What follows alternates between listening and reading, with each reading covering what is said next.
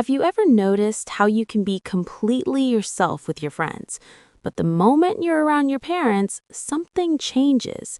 You filter your words, you hide certain things, you adjust your tone, and sometimes you even live a slightly different version of your life. And it's not because you don't love your parents. In fact, most of the time, it's exactly because you do. So the real question is, why do we hide our real life from the people who care about us the most? The first reason is simple, but powerful: fear of being misunderstood. Many of us have tried at some point to open up. Maybe we talked about our feelings, our stress, a relationship, or even just a different opinion. And instead of feeling heard, we felt judged, corrected, or dismissed. Over time, that creates a silent pattern. You start thinking, they won't get it anyway. So instead of explaining your world, you protect it. Not because it's wrong, but because explaining it feels exhausting. And slowly, your parents only see the version of you that's easy to understand. Another reason is the fear of disappointment. Parents often have expectations about studies, career, behavior, and even personality. And whether they say it directly or not, you feel it.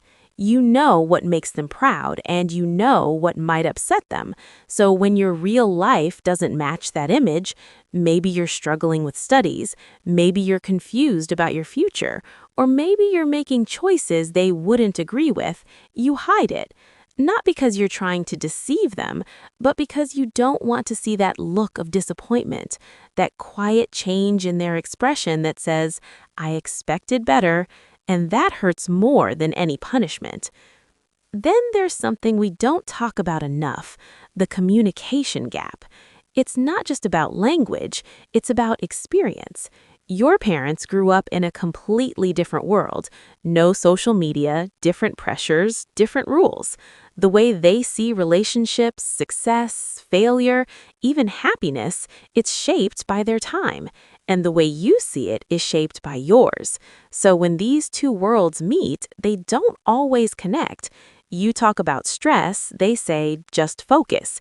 You talk about confusion, they say, be practical. It's not that they don't care, it's that they don't always know how to respond. And after a few attempts, you stop trying. There's also the fear of losing freedom. Many young people feel like the more they share, the more restrictions they'll face. If you tell them where you're going, who you're talking to, what you're doing, what if they say no?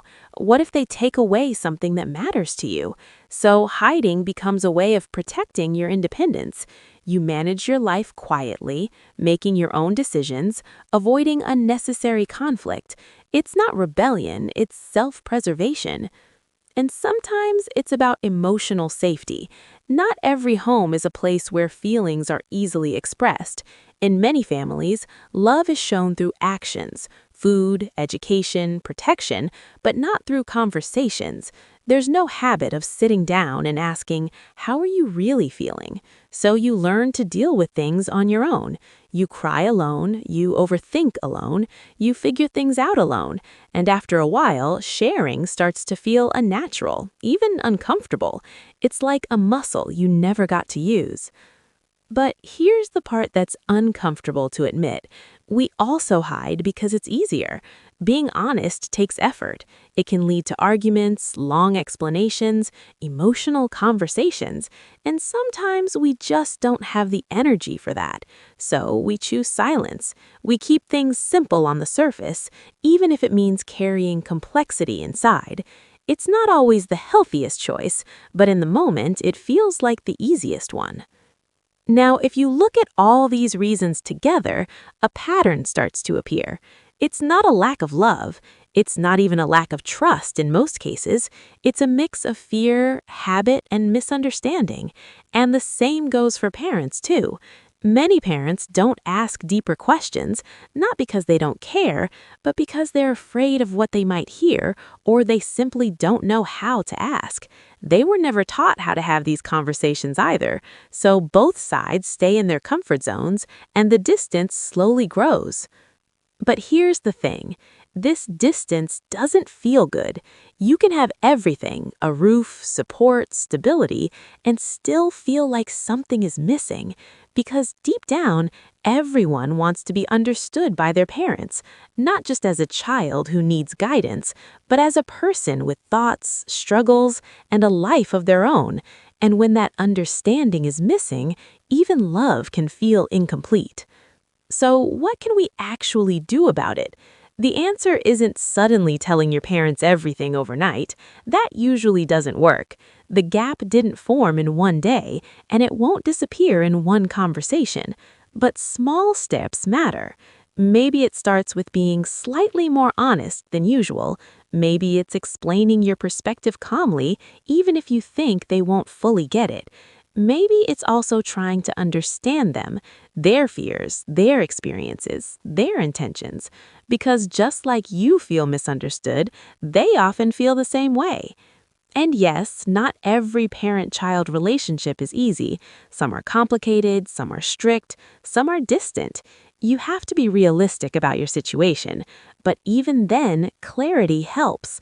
Understanding why you hide your real life is the first step, because once you see the pattern, you can decide, do you want to keep things the same or slowly change them?